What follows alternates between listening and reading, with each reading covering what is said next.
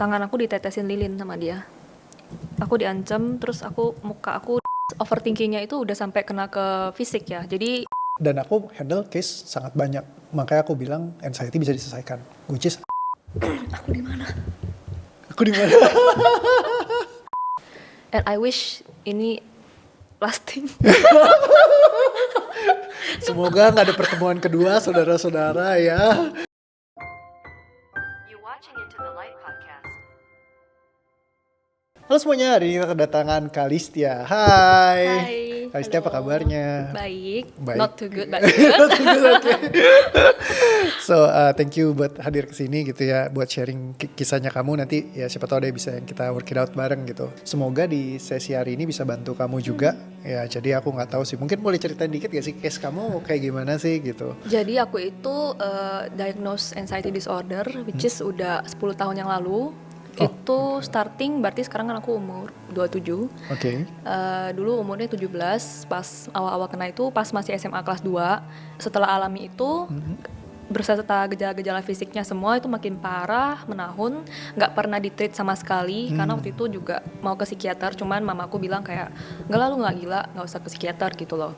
Jadi waktu SMA di abandon gitu aja, dibiarin. Kuliah makin parah, and then baru ke psikiaternya itu 3 tahun terakhir ini gitu. Oh, 3 tahun ini berarti Iya. dibantu pakai obat juga. psikiatri ya? Dibantu Oke. pakai obat, iya, 3 tahun. Selama ini gejalanya lebih ke arah kayak ketakutan yang berlebihan kah atau? Overthinking berlebihan, terus overthinkingnya itu udah sampai kena ke fisik ya. Jadi dulu itu pas awal-awal kena, jadi setiap kali berangkat sekolah gitu, perut tuh udah sakit. Terus sampai di kelas itu pasti tangan dingin, kaki dingin gitu. Oke. Terus bawaannya pengen ke toilet, terus sakit perut, terus sakit kepala, tension headache gitu. Oke. Terus itu makin bikin takut ya. Jadi waktu itu setelah ada gejala-gejala kayak gitu, kerjaannya browsing. Jadi setiap hari itu kerjaannya browsing. Buka Google, browsing, sakit kepala kok nggak hilang. Ini kanker otak atau apa gitu loh. Jadi kayak udah sampai browsing banyak-banyak, dan semakin browsing semakin takut gitu.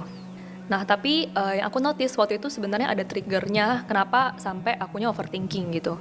Jadi waktu SMP itu kita ada buku kenangan, buku kenangan yang ditulis sama ya satu kelas gitu loh. Jadi isinya itu ada kayak pesan dan kesan buat kayak temen yang ini, misalnya Coach Leo, temennya ngomong apa tentang dia. Iya, gitu. zaman dulu kan masih lagi tren banget tuh. Kayak gitu deh pokoknya. Jadi punya aku itu pas itu diisi sama teman-teman pada tulisnya tuh aneh. Jadi semua teman-teman 90% itu nulisnya aku itu aneh gitu. Jadi pas aku SMA kelas 2 itu aku ngambil lagi itu buku, aku buka, aku baca lagi, aku questioning. Ini kenapa aku dibilang aneh gitu loh. Maksudnya what's wrong with me? What's wrong? Ada apa sih yang salah dengan gue sampai kalian semua bilang aneh gitu. Karena teman-teman lain komentarnya nggak ada yang bilang aneh gitu. Jadi ada sesuatu yang kayaknya tuh bikin aku nggak berani interaksi sama orang gitu. Karena ada dicap aneh itu. Which is make me questioning banget gitu. Kayak overthink banget deh gitu. Berarti nggak berasa lewat 10 tahun ngalamin itunya overthinking terus malah jadi kepikiran. Berlapis sih, bener. Overthinkingnya parah, dan pas sampai kuliah aku ingat banget ada masa orientasi siswa. Pas itu hari pertama aku duduk di kelas, terus di samping itu kan murid-murid baru semua ya. Dan pikiran yang terlintas di otakku itu aku nggak pengen kenalan sama orang karena aku takut dibilang aneh lagi. Jadi pas di kelas itu aku bener-bener kayak pas masa orientasi itu aku bener-bener kayak jadi diem banget. Terus kayaknya udah anxiety-nya udah parah banget itu. Sampai sebelum pergi ke masa orientasi aja aku tuh bilang ke mamaku kayak, aduh ini gimana ya, ntar kalau misalnya aku dibilang aneh lagi gimana ya. Jadi udah kayak ada antisipasi banget. Dan itu kayak bikin sampai badan gak enak, semuanya pusing lah apalah. Aku curious sih dari cerita kamu ini, memang kalau kamu aneh kenapa sampai kamu takut banget kalau dibilang aneh? Justru itu, justru karena aku mempertanyakan anehnya di mana, jadi bikin aku itu overthink dan minder. Jadinya kayak ada something di aku yang berbeda dengan orang lain, dan minder itu tanpa sadar jadi mungkin bikin nggak berani buat interaksi sosial gitu. Jadi itu malah nambah lagi kan, tadinya mungkin cuman overthink, itu malah jadi social anxiety, jadi malah bikin makin memperkuat gitu loh. Berarti kamu sendiri yang kamu rasain? Iya, pada waktu pikiran-pikiran itu datang, aku berasa sendirian banget, dan mau cerita ke orang juga kayak ini aneh apaan sih gitu kayak. Dan kalau misalnya kamu emang sendiri, apa yang kamu rasain? Takut sih. Jadi susah merasa happy gitu loh. Maksudnya nggak Nggak bisa bisa happy. blend in ke pertemanan, Oh, nggak nggak bisa bisa socialize dengan well gitu. Jadi bikin diri sendiri rasanya kayak tambah lonely sih. Takut Lonely. dengan namanya loneliness gitu. Berarti kesendirian ya? Sendirian. Mempertanyakan kenapa dibilang aneh itu sih. Awal-awal pas baca, Kenapa pas dibilang dibilang aneh itu langsung curious. Jadi bawaannya pengen cari tahu gitu. Pengen cari tahu itu apa gitu. Karena aku orangnya kayak nggak bisa curious sama sesuatu pasti harus dicari sampai beres gitu. Kenapa? Apa yang bikin kamu kalau curious terhadap sesuatu kamu harus Emang orangnya sifatnya perfectionist sih kalau aku. Oke, kalau things nggak perfect kenapa? Kalau things nggak perfect rasanya ganjel. So this is kayak curiosity stuck. Jadi ketika kamu penasaran banget, kamu selalu menunggu jawaban. Yep. Ini masuk case-nya kayak mirip orang kalau kasus nungguin, misalnya ada yang punya hutang besar sama dia, terus kayak nungguin balik. Nah jadi kayak mereka ngabisin spend waktunya, tenaga, pemikiran, perjuangan, pengorbanan. Pokoknya gue pengen banget ini semua balik lagi nih, tapi gue gak tahu kapan, jadi gue tungguin. Nah jadi akhirnya mereka idle, dia gak jalanin hidupnya karena dia nungguin.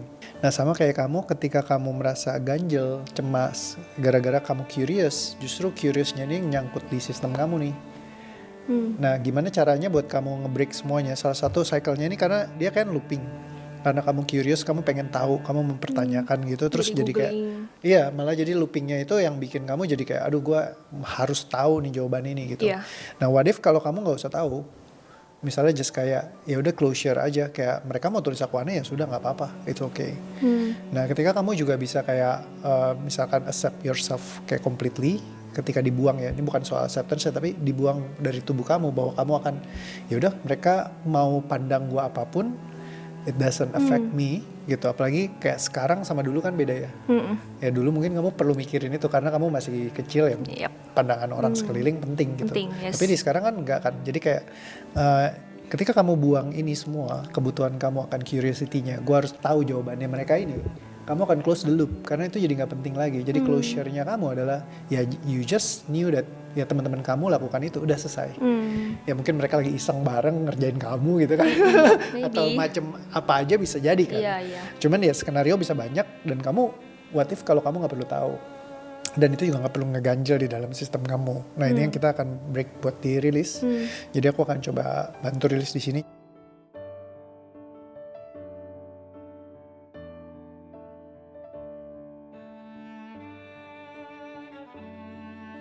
Coba kamu ingat lagi kejadian itu, kalau dulu kamu merasa aneh dan sendiri, ketika kamu lihat buku tahunannya 90% nulis kamu aneh. Apa yang kamu rasain sekarang? Masih ada rasa tension itu sih. Oke. Karena merasa diri itu beda sendiri dengan adanya anxiety disorder ini, merasa diri itu nggak berfungsi dengan baik gitu. Nggak merasa diterima di satu tempat gitu. Nggak merasa diterima. Terus merasa lonely sih. Merasa lonely. SD lagi jam pelajaran olahraga. Yeah. Terus aku itu masuk ke kelas sendirian. Yang lain masih di lapangan gitu. Terus aku di kelas itu merasa kok aku kayak sendirian gitu ya. Kok aku kayak nggak punya banyak teman kayak orang lain gitu. Kok aku beda sendiri. Kok aku nggak bisa blend well kayak teman-teman yang lain gitu. Ada merasa kayak aneh sih, diri sendiri tuh aneh pada saat itu. Oke. Gitu. So aku rilis lagi di sini.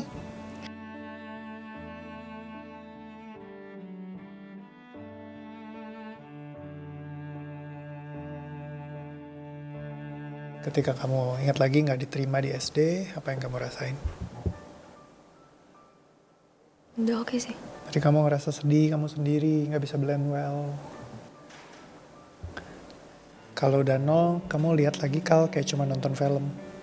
Jadi kamu lihat filmnya, tapi tubuh kamu udah nggak bereaksi apa-apa. Kalau awal mungkin kamu ngerasa sedih, ngerasa nggak diterima. Tapi once kamu hilang dari sistem kamu ingat lagi filmnya kamu nonton, tapi kayak ya udah it's okay gitu. It's sesuatu yang dulu di masa lalu gua. Tapi it doesn't affect me sama sekali gitu. Nah jadi kita mesti cari titik di saat udah bener-bener oke, ini udah kosong nih, zero. Gue udah gak kenapa-napa kok di situ. Nah kayak gitu. Wajar nggak sih coach kalau agak kesusahan buat Kalau kamu rilis akan susah. Kayak mesti effort gitu. Kalau tadinya begitu kamu inget, sedihnya langsung muncul tiba-tiba, tubuh kamu reaktif.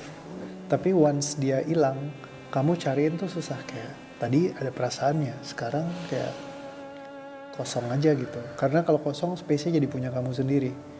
Karena kalau awalnya itu kan emosinya yang muncul gitu. Dia muncul reaktivitas. Tadi yang aku bilang ya, semua beban emosi adalah reaktivitas tubuh, dia adalah sifatnya fisiologis. Ketika awal kamu nginget langsung muncul, langsung kayak spontan gitu keluar. Langsung sedihnya muncul, semua perasaan-perasaan yang gak enaknya muncul. Tapi begitu kamu udah buang, dia kayak hilang dari tubuh kamu. Jadi perasaannya udah gak ada. Tapi memorinya di situ, kamu bisa ingat tuh kejadiannya, semua ceritanya, filmnya bisa kamu tonton. Tapi tubuh kamu tuh kayak kosong aja, kayak just actually santai. badan aku tuh lagi di kondisi kayak fight or flight terus dari tadi gitu. Jadi agak susah buat aku ngakses memori-memori itu gitu loh coach. Oke, so gak apa-apa. Jadi fight or flight ini seberapa ganggu kamu sekarang? 90% sih, kayak Oke. nggak ganggu sekali. Perasaan yang munculnya apa? Tension headache di belakang, terus kayak hyperventilating, Oke. terus kayak perasaan freeze, terus kayak perasaan not safe gitu. Not safe. Bingung gitu kayak Oke. agak pengen menolak kondisi ini tapi kayak ngelawan terus tapi susah gitu. Kayak Boleh dibilang ini termasuk yang progresnya tuh bagus dan kamu cukup ingat kan momen-momennya yang tadinya mungkin kamu udah nggak recall ke situ kan. Cuman begitu tadi ditanyain terus kamu langsung kayak kayaknya di sini nih gue inget pas lagi di pelajaran olahraga masuk ke di sekolah sendirian kayak gitu. ada satu momen lagi. Apa yang kamu Aku ingat? lagi teman-teman kokoku lagi ngumpul di ruang tamu di rumahku. Terus ada piano dan aku disuruh main piano itu. Jadi ada keramaian dan aku merasa apa kayak malu karena diliatin sama orang ramai-ramai itu sih. Oke. Gitu. Nah, jadi juga buat keadaan tertentu kayak gini, ada memori yang shoot out ke atas. Karena gini, ketika kita udah terlalu lama anxiety, begitu nature-nya tubuh kita, dia kan memang awalnya itu kayak skeptis gitu. Jadi dia kayak melindungi supaya kita tetap nggak lepasin dulu bebannya. Tapi once dia lepas gitu, kayak tiba-tiba banyak bagian-bagian yang lain nih yang beban-beban yang selama ini kamu simpan itu kayak minta untuk dibuang sekalian. Begitu udah selesai, ada yang kebuang, terus kayak tubuh kita tuh kayak pengen sekalian dong buangnya ini kayak gitu. Nah which is kalau kamu nanti tiba-tiba ada yang muncul shoot out kayak gini nggak apa-apa, kasih tau aja jadi sekalian bisa dirilis. Karena gini, ngerilis itu cepet. Kayak tadi kan kamu rilis udah 2 poin yang kita bisa rilis, yang kamu cek kayaknya udah gak ada lagi nih gitu. Ya kan, walaupun kamu masih skeptis nih benar udah bersih belum sih, apa jangan gue cuma gara-gara gue lagi freeze aja nih gitu. Nggak apa-apa, nggak usah dianalisa. Let's consider kalau misalkan tadi emang reaktivitasnya langsung muncul, kalau sekarang udah nggak reaktif lagi, which is itu berarti udah mulai kerilis di situ gitu. It's okay. Kayak ada kejadian pas SMP sih. Ada SMP berarti. Tapi ini SD ya, pas lagi piano. Berarti SMP kamu udah ingat sesuatu? SMP aku ketawa sampai ngompol di kelas. Oke. It's so embarrassing. Oke, that's so funny. Oke. Habis itu ya jadi kayak malu banget harus Oke. ganti-ganti ke toilet dan kayak takut banget di kelas kayak kecium Gak aroma yang apa-apa. gak enak. Ada klienku pernah pup di kelas di celana. Oh my god. Ada yang ketawa. Oke. Aku ingat kejadian lagi coach. Waktu aku umur berapa ya itu ya? Kayaknya Apa tuh? 5 apa 6 gitu kayaknya. Oke. 5 apa 6. Jadi aku nggak mau makan di rumah. Terus mbaknya aku itu bawa aku ke toilet. Oh.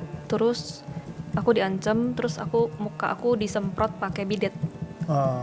Habis itu aku ketakutan dan dia ancam juga nggak boleh kasih tahu ke mama.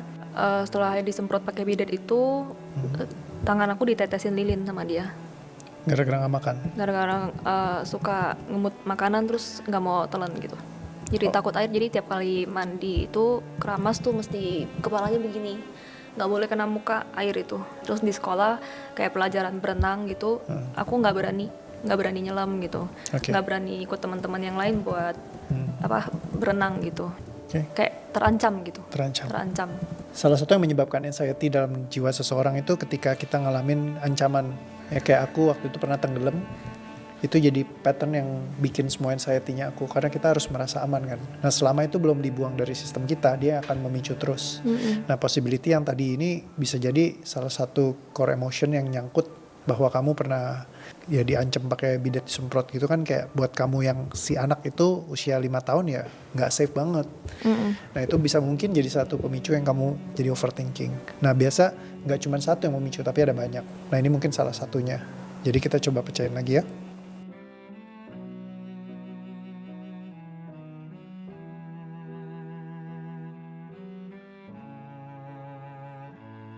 Tadi kamu ngerasa diancam, ketakutan, merasa benci.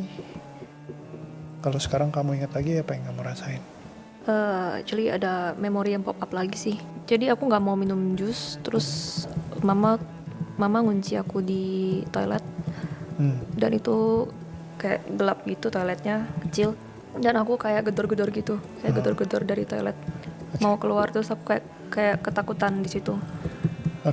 Ketakutan dan takut di WC ada hantu gitu. Nah sebelum kita pindah pagar, dites dulu. Udah selesai belum yang itu? Atau masih ada yang nyangkut? Oke sih, udah. Disiram pakai bidet. Kenceng loh bidetnya, gitu. Kenceng banget sampai nggak bisa nafas gitu loh. Terus sekarang cerita udah gak takut lagi ya? Enggak sih. Iya, karena kalau udah kamu rilis, kamu cerita jadi kayak cerita biasa. So kita next ke yang berikutnya. Tadi kelempar ke nggak mau minum jus sama mama ngunciin di toilet. Gedor-gedor. Perasaannya apa? Takut ada hantu? Ketakutan sih di dalam toilet. Terus ada apa lagi? Panik karena nggak bisa keluar gitu. Tapi kadang memang apa ya, kalau orang tua lama kan kayak gitu ya stylenya. Karena memang kita diajarinnya gitu. Zaman aku juga dikurung di kamar mandi masih. Mamiku pernah kurung aku di kamar mandi. Palaku pernah dimasukin ke dalam toilet. But I love you, Mom. Best mom in the world. Disiksa. Tapi kalau gak disiksa gak ada hari ini. Aku gak bisa heal banyak orang. Mungkin emang harus lewatin jalan kayak gitu ya. Aku rilis yang sini dulu deh.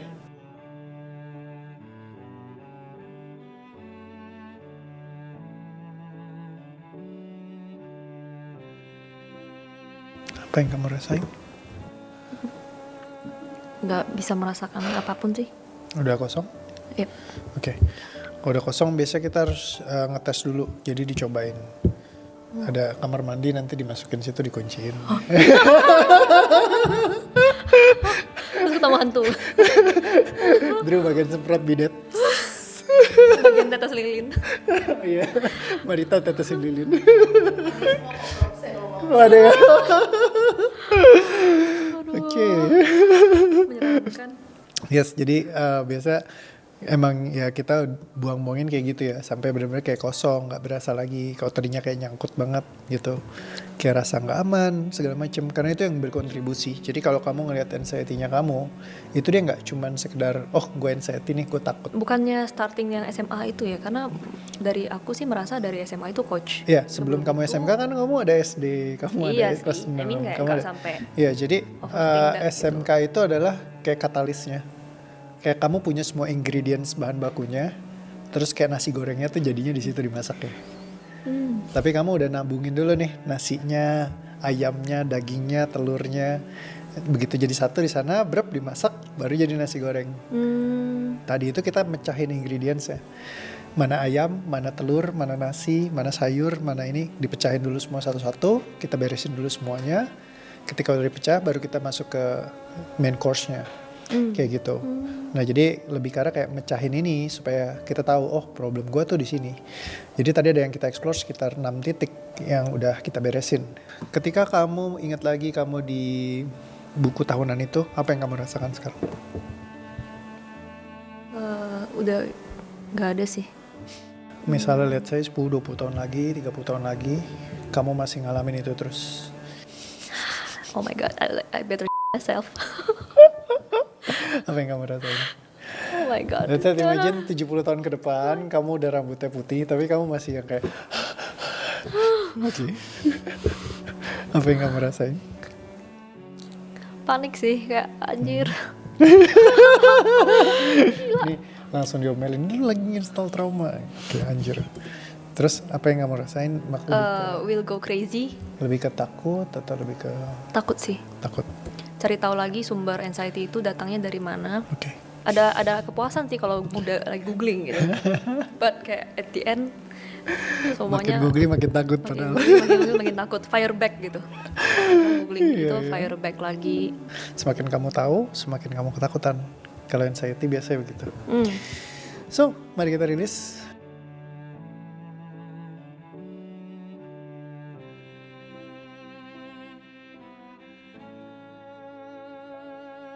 Apa yang kamu rasain?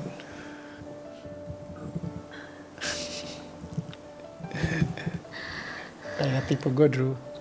Kalau rilis kadang sendawa. Cuma kalau gue kayak 20 kali lipat lebih parah. Yuk kalau rilis begini coach. Oh, lebih parah. Tanyain Drew tuh. Setiap rilis. How do you feel? Lighter sih. Oke. Gimana kalau kamu sampai tua tetap anxiety? Lagi. Udah oma-oma, ubanan. Terus sebelahnya juga kakek-kakek anxiety. Di panti anxiety. Nanti bareng. Oke. Gak apa-apa, yang penting ada yang temenin anxiety aja. So how do you feel ketika kamu ingat misalnya bisa aja kamu anxiety terus-terusan sampai kamu tua bahkan. Actually kayak baca di Google kalau anxiety itu never be cured. Jadi stop googling teman-teman, cukup ngambil kalau lihat apa-apa di TikTok Koko Healing ya, sama satu lagi di Into the Light aja atau di WTRTO. Ada 3 tuh IP-nya. Pokoknya jangan lihat yang lain ya yang bilang nggak bisa anxiety hilang. Jadi balik lagi gini, karena semuanya ngomong trauma nggak bisa hilang. Betul, karena mereka selama ini selalu mengendalikan. Nggak ada step buat ngebuang trauma. Tapi sebenarnya trauma itu bisa hilang secara permanen kalau kamu tahu cara langkah yang benar. Kenapa aku bisa ngomong kayak gini bold statement? Karena case aku udah ribuan. Hanya ketika ketemu sama coach atau after that dia kayak permanently ada After relapse-nya. ketemu aku 2-3 tahun 4 tahun, mereka yang udah dihilangin di situ titik permanen itu hilang nggak balik lagi. Kayak kamu inget nih disemprot sama mbak kamu tadi mukanya pakai bidet. Ketika kamu inget, kamu ada bebannya nggak? Sembur. Udah sih. Tadi kan kamu inget langsung takut kan? Kamu feel nggak safe, kamu feel nggak aman sama sekali gitu. Dan itu bisa kelihatan dari reaksinya kamu. Karena respons kamu langsung kayak, waduh gue nggak aman nih, gitu. Gue takut. Bahkan tadi ketika dirilis pun kamu masih bilang lagi, gue masih takut. Ya which is emang takutnya ada di situ. Karena itu belum selesai. Tapi once kamu buang di sana, titik-titik ini yang tadi kita udah beresin nih, dia nggak akan ganggu lagi. Karena tubuh kamu udah gak reaktif lagi. Tadinya pas ingat kamu sedih. Tadinya pas ingat kamu merasa takut, malu, useless, feels like forever gitu. Yang itu perasaan-perasaan yang nyatu jadi anxiety-nya kamu. Tapi begitu dipecahin semua, integrity-nya mulai berantakan. Dan aku handle case sangat banyak. Makanya aku bilang anxiety bisa diselesaikan. Which is aku sendiri ngerasain. Jadi aku bisa bold statement, anxiety lu bisa hilang bro gitu. Cuman banyak kalau scientific itu belum nyampe.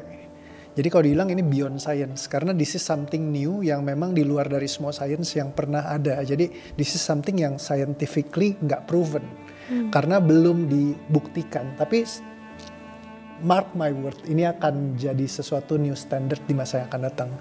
Dulu 200 tahun memang kita nggak punya cara buat ngebuang secara sistematik. Which is aku baru mapping belakangan ini kan. Terus sekarang udah mulai ada yang niru-niru cara yang sama juga kayak gitu. Dan suatu saat nanti mungkin akan lebih banyak lagi yang tukang tiru-tiru yang bikin kayak gini juga. Semua bisa mungkin memplagiatin apa yang aku kerjakan. Tapi ya jejak digital kan tahu ya siapa yang bikin gitu loh. Kan katanya trauma terbuang dari sistem saraf kan. Yeah. Kan sistem saraf itu kan tiap hari dia jadi ada habit gitu loh coach. Maksudnya gini, orang yang psikosomatis nih misalnya dia sakit perut, tiap hari sakit kan, sakit gitu. Emang kalau misalnya once dia udah terbuang dari sistem saraf, besoknya itu ada jaminan apa enggak dia masih rasa sakit apa enggak di perutnya gitu? Nggak ada jaminan. Iya kan. Cuman tubuh itu dia punya sistem recovery-nya yang dia akan keputus ketika tubuh kamu intens. Karena once kamu punya anxiety, kamu selalu dalam fight, flight, freeze. Kamu selalu ketakutan. Ya, kamu aktif banget kan survival mode-nya. Sehingga tubuh kamu penuh dengan tension, tekanan semua. Nah, tekanan ini yang nggak pernah kerilis. Nah, tekanan ini yang ngerusak sistem kamu sehingga tubuh kamu misalkan jadi kayak asam lambung segala macam atau macam-macam lah sakit-sakitnya itu. Psikosomatiknya adalah karena tension tadi. Nah, once you release the tension, ketika kamu buang dari sistem kamu, kebuang 1, kebuang 2, kebuang 3, kebuang 4, lama-lama hilang kosong semuanya, ya tubuh kamu udah nggak nyimpenin lagi. Nah, ketika tubuh kamu nggak nyimpenin lagi, tubuh mulai kembali ke nature-nya dia buat start healing. Karena tubuh kita kan punya sistemnya buat memperbaiki dirinya sendiri. Orang flu, diemin aja nanti antibody yang akan kick in. Kita luka, udah didiemin aja kadang bisa beres sendiri. Kalau misalkan emang luka-luka kecil ya, kecuali luka dalam ya harus di treatment gitu ya. Saat kita mulai heal, kita mulai buang-buangin semua dari structure kita, tangan kita mulai oke lagi, function lagi, kanan kiri, kaki kita mulai function lagi, lama-lama semua tubuhnya function lagi. Misalnya saya udah 10 tahun nih aku ngalamin, mungkin secara biologis kamu juga udah ke-affect. Apalagi misalnya minum obat juga, itu kan ada efek mungkin ada efeknya juga. gitu. Tapi at least ketika kamu beresin, biology hanya biology, nggak ada serangan antara biology mixed with physiology. Jadi yang bikin semuanya jadi paling parah adalah biology meets physiology, and dia nyerang ke psychology. Akhirnya jadi ada yang namanya cognitive distortion. Nah, karena biologinya pertama udah nggak bener nih, karena udah selama ini misalkan ngalamin kayak gini, jadi kayak biologisnya udah nggak bagus. Begitu ada sedikit aja serangan, ini fight, flight, freeze, boom. Gue harus begini nih, begini. Nah, itu ngejagain, pas lagi ngejagain ini kan nembak distorsi segala macam nih ke critical thinkingnya kita, kognitifnya langsung bermasalah. Nah, jadi once kamu beresin di sini, kembali lagi, ini selesai, psychologically selesai. Sisanya biologinya tinggal kamu obatin. Once ini beres semua, 3 structure ini, biology, physiology, psychology, selesai. It's done. Kamu balik lagi ke tubuh kamu yang kayak biasa. Ini kan guided gitu. Let's say kita lagi situasi sendiri, and then kayak ya bagaimana how we guide ourselves when we are in that panic situation gitu. Belajarin sistemnya. Ya kayak aku juga rilis kan sendiri sekarang. Jadi kalau aku butuh jadi paling diri kita sendiri untuk. Jadi ada teknik buat rilisnya yang aku ajarin di kelas biasanya. 14 jam belajar kayak gitu. Menurut aku ini satu basic skill yang orang perlu belajarin sih sebenarnya. Jadi nggak usah takut sama semua yang so called science. Karena you have something beyond gitu. Ini pasti banyak yang komplain nih, wow gitu. Ya nggak apa-apa, actually memang this is beyond gitu. And kalau butuh proof, I can show you. Jadi nggak perlu takut gitu. Buat ngomongin sesuatu yang memang tepat, benar. Jadi sesuatu yang belum scientific, bukan berarti itu bukan sebuah evidence yang nyata. Jadi kenyataan yang hanya belum diilmiahkan, bukan berarti itu jadi nggak nyata. Tapi itu kenyataan. Cuman yang belum diilmiahkan aja. Tunggu waktunya, suatu saat pasti nggak jauh dari sekarang akan ada yang ilmiahkan. Tenang aja, just wait and see. Oke. Apa yang masih muncul? Cek. Udah sih, lebih ke intensnya ke rasa takutnya sih, takut untuk kayak relapse lagi gitu. Karena memori-memori bangun tidur itu nggak enak banget gitu. For this past few months. So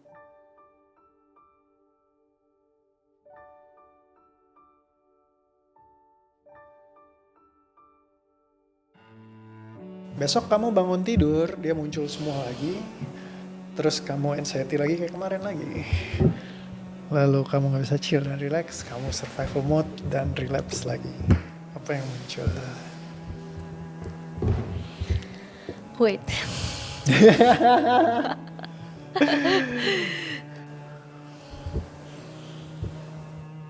Aku di mana? Pindah negara.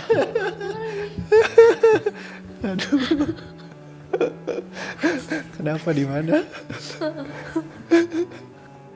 Aneh sih ini. Yang anehnya apa? My body kayak gak sereaktif sebelumnya. Oke. I mean kayak image itu masih bisa muncul, Ya, datang kamu masih ingat memorinya dulu. datang image itu, dan even dalam bentuk suara di kepala juga ada. Oke. And I wish ini lasting. Semoga nggak ada pertemuan kedua, saudara-saudara ya. Ini 3 jam, ini hampir ya. Ya, what if kalau misalkan ya pulang dari sini ya semuanya happy gitu. Enggak lah, itu cuman impian aja. Ntar juga abis ini kumat. Sampai umur 70 kalau cureo. Aduh, gawat. Udah bisa bercanda. Takut balik dari sini ini semua hanya mimpi, guys. Tenang, tidak semuanya terjadi. kumat. Ini tidak nyata. Ini gak nyata, guys. Kamu di dunia lain. Sudah kuduga. Gila ya, 13 titik cuy. And suddenly Yeay, masuk dunia masuk lain. dunia lain. So welcome into the light. Strange sih kan, karena emang nggak pernah merasa kayak begini. Ya. Pertama, meskipun kayak behind apa ya, masih ada perasaan-perasaan kayak what if Ya, masih what ada if, ya, sih ya. gitu, masih ada. I Emang. cannot say kayak liberated terus hilang total gitu. Ya, ya, karena emang belum selesai. Masih yang tadi aku bilang, dia dramatic shifting. Habis dramatic shifting baru stage-nya ke liberation. Oh. Jadi ini belum di liberation stage, tapi udah shifting. Nah, dramatic shiftingnya udah bagus karena kamu udah bisa kayak feel some space yang dulu kamu gak pernah rasakan kan. Lighter gitu, Ya. ya lebih, ya lighter lah. Ya, kayak kalau kamu lihat energi kamu keseluruhan, ketawanya tuh udah lain. Baiklah. Bisa bercanda, bisa hahaha. Ya, penonton lihat. Ya, kayak Yeah, gitu. I wish this will last forever. Ya, kalaupun nggak apa-apa. Kasih space buat just kumatan sekali lagi nggak apa-apa lah. Tapi abis itu kamu tinggal break lagi sisanya. Begitu dia beres semua total, ya kamu akan heal completely. Jadi ini kayak satu stage kamu di saat kayak bebannya udah mulai hilang. Tinggal kamu beresin lagi sisanya. Begitu udah beres ya udah clear semua sempurna. Ada nggak kayak maksudnya habit yang dilakukan setiap hari? I mean kayak alam bawah sadar kita kan kayak kebentuk lama tuh coach. Maksudnya Yeah. kayak misalnya udah sampai di tahap yang ini dramatic shifting gitu. Maksudnya Yeah. teks berapa hari lagi nggak buat aku untuk kayak di ibaratnya bisa sampai rada permanen gitu. Maksudnya butuh sampai berapa hari nggak? Oh, Kayak kalau- biasa orang bilang 21 hari untuk build a habit gitu. Kalau ini kan nggak perlu habit karena dia emang kayak beban yang kayak dibuang aja. Kayak kamu buang sampah dari dalam ruangan kamu. Misalnya tadi ruangannya nih isinya sampah semua. Begitu kamu buang, terus dia kosong. Ya udah ruangannya kosong. Jadi nggak perlu kayak some habit kayak mesti dikontrol atau segala macam. Karena kita bukan mengendalikan ya. Lain kalau ngendalin emosi, you need to control. Kamu harus belajarin semuanya. Tapi kalau misalkan cuma dibuang ya buang aja. Itu bukan sesuatu yang penting lagi. Nah begitu udah hilang semua dia clear. Di fisik sih terutama. Hah? Tadinya apa ya? Buat nafas aja buat aku berat banget Ya. gitu. Huh. So di sini kayak feel lighter. Ya. Terus ada sebuah kayak apa ya? Something new. Something ya strange, tapi I grateful banget juga. Di satu sisi juga kayak masih apa ya? Questioning kayak ini habis ini bakal ada apa gitu. Ya, Maksudnya habis ini bakal seperti apa keadaannya aku gitu. Ya. So kayak well ya udahlah ya, kayak gitu. Nggak bisa terlalu dipikirin juga guys. Kita tambah anxiety episode 2 Pak. Nggak bisa. Jadi kalau ditanya abis ini ada apa? Ada session berikut. Ada session Gitu. tunggu ya. Ya session Nggak berikut bisa. ya buat nge-break sisanya aja. Nggak expect diri sendiri tuh keluarin memori-memori yang ternyata itu jadi apa? Bahan-bahan nasi goreng. Iya. Jadi bahan-bahan nasi goreng gitu. Dan ini sesuatu yang kamu nggak pernah rasakan sebelumnya kan di session-session manapun sebelumnya. Enggak sih. Ya. Dan Iya. kamu mungkin nggak pinpoint ini di session-session sebelumnya. Enggak. Ya. Masalah yang lain iya. Ya. Tapi bukan dengan masalah childhoodnya aku gitu. Ya. kejadian yang aku dikurung di kamar mandi gitu. Yes. Aku disemprot sama mbak dengan bidet gitu. Itu nggak pernah aku ceritain sih sebelumnya gitu. Udah bisa ketawa guys, ngomongin di bidet. Oke, anyhow, thanks buat story-nya. Di luar sana banyak yang kayak gini kan? Ya jadi Banyak sih, Yeah. teman aku juga banyak banget yang ngalamin anxiety. But sometimes nggak tahu gimana cara buat describe itu ke orang lain. Karena orang lain ketika kita mau cerita kita udah takut dijudge duluan. betul Dan sih. takut orang lain itu kan mereka nggak ngalamin apa yang kayak kita alamin. Jadi kalau kita cerita kayaknya apa ya percuma gitu loh. Ntar mereka respon ke kita jelek atau mereka nggak bisa bantu, kita kembali merasa helpless lagi gitu. Jadi kayak banyak teman-teman aku juga kayak punya mental health problems tapi nggak bisa reach out ke teman-teman sekitar juga. Jadi merasa kayak aku lah lonely gitu, nggak bisa reach out cari pertolongan, ya ujung-ujungnya jadi self harm juga banyak gitu. Ya itu hal yang sedih sih. Ya, jadi mereka memang perlu tahu sih sebenarnya bahwa ya bisa diselesaikan. Which is sebenarnya aku juga takut sih, karena nanti besok pada nyariin aku semua, pusing. Ini aja session udah gak ada waktu, lama-lama gue jadi jabla ini. Gak ada waktu sama istri. Ngurusinnya problem orang terus tiap hari. Tapi anyhow, so happy buat facilitate kamu. Ya senang banget. Hopefully dari sini ya bisa nemuin sesuatu yang baru lagi. Doaku bisa nemuin dirimu lagi. Ya which is kita masih It's butuh. just a beginning sih buat aku. Kita masih butuh another bukan session. end gitu loh. Ya. Ya, yang kayak coach bilang dari awal kan, yang di rekaman yang sebelum di sini ada bilang jangan expect too much gitu loh. Yeah. Jadi itu yang aku bawa ke sesi ini Yeah, sebenarnya. that's great. Jadi begitu kamu pindah ke dunia lain ya kamu bisa ngerayakan. Karena kamu nggak expect kan. Nggak expect sih. Dan tiba-tiba wah pindah ke dunia lain. Saya di mana guys? Saya di mana? Tadi guys? reactionnya tuh di replay itu bagus. Saya di mana guys? aduh. Iya. So ya mungkin kalau boleh tanya kayak apa hal terbaik yang kamu ambil dari pertemuan ini? Apa yang dilakuin Coach Roy itu apa ya? Benar-benar bisa nge-break trauma-trauma aku gitu, nge-break apa yang selama ini aku nggak nyangka itu jadi kayak bahan bakar buat anxiety aku. Maksudnya kayak banyak hal yang aku barulah buat aku di sini gitu. Karena sebelumnya aku nggak pernah dengan metode ini begini gitu loh, buat ngelepasin anxiety gitu. Ya aku udah ikut meditasi juga sih, kayak banyak lah ya metode. Ya sebutin lah apa itu udah aku lakuin juga gitu loh. Cuman kayak berarti healing journey-nya panjang juga dan mahal pastinya. senasib ya. Itulah ya udah banyak banget lah gitu. Cuman ya kayak belum pernah merasa di momen yang kayak liberated gitu loh. Nggak pernah merasa ada kelegaan gitu.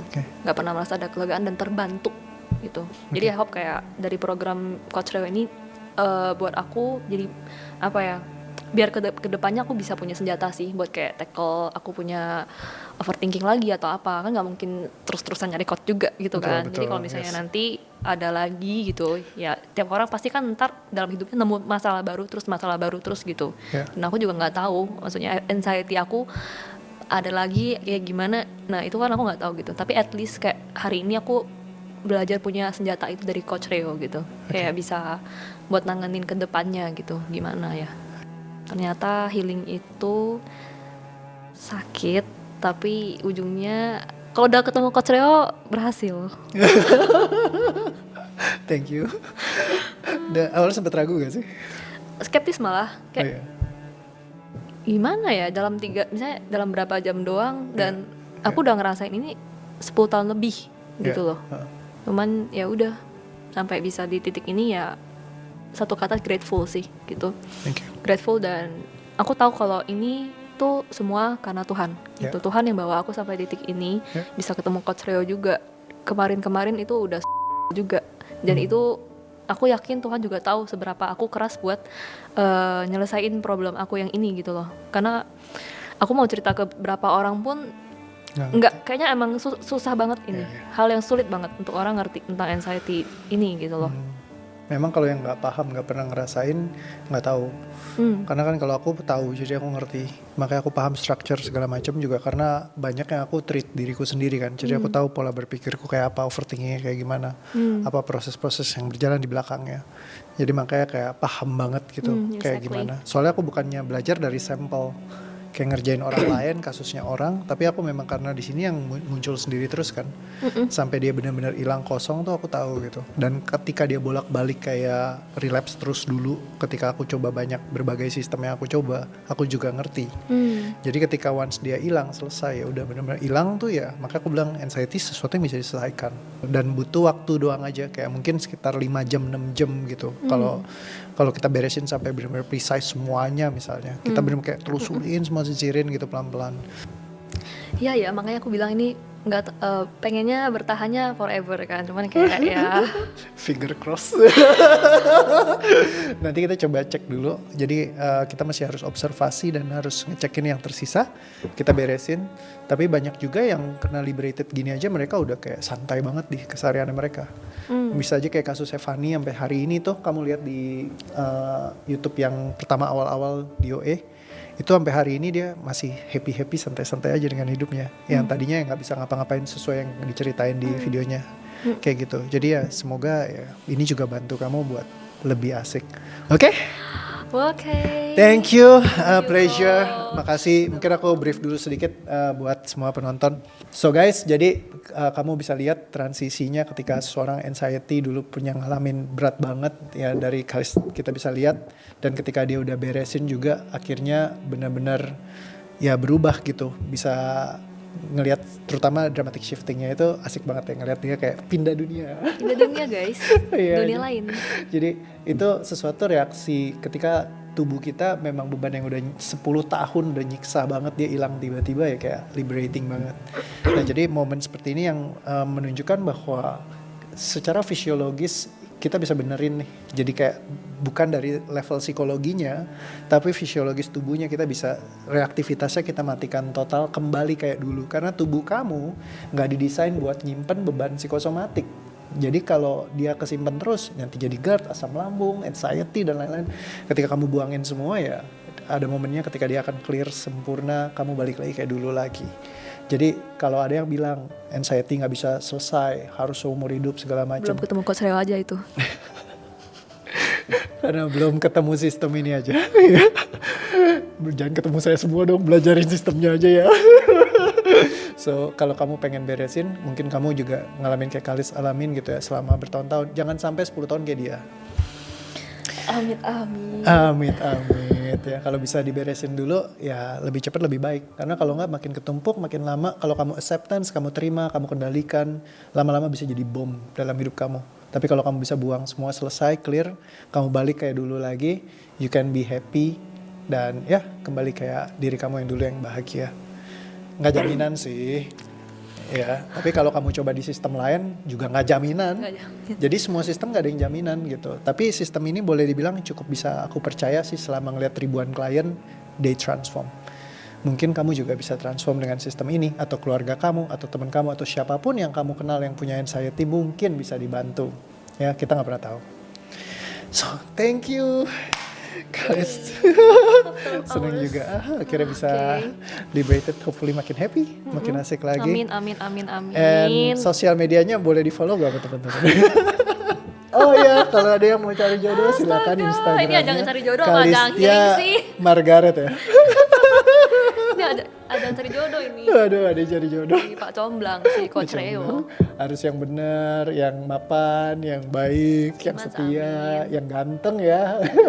Jangan yang punya anxiety juga ya. Jangan anxiety juga. Ribet, 2 orang anxiety. Clickbait katanya.